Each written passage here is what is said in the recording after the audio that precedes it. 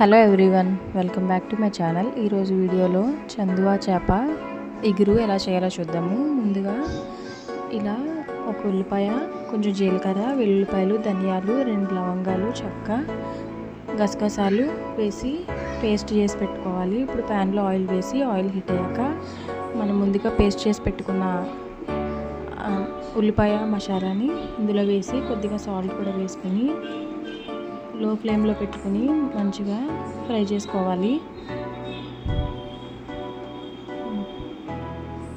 ఇది కొంచెం ఫ్రై అయిన తర్వాత ఇందులోకి కొద్దిగా ఒక పావు స్పూన్ వరకు అల్లం వెల్లుల్లిపాయ పేస్ట్ వేసుకోవాలి. అది పచ్చివాసన పోయిన తర్వాత పసుపు, కారం వేసుకుని కారం పచ్చివాసన పోయేంత వరకు వేయించుకోవాలి.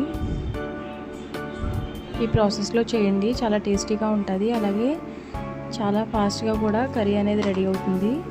ఇప్పుడు ఇందులోకి కర్రీకి సరిపడా వాటర్ వేసుకుని వాటర్ మరుగుతున్నప్పుడు ఇలా ముందుగా కడిగి శుభ్రం చేసుకున్న చేప ముక్కల్ని వేసి ఒకసారి చేతితో కలుపుకొని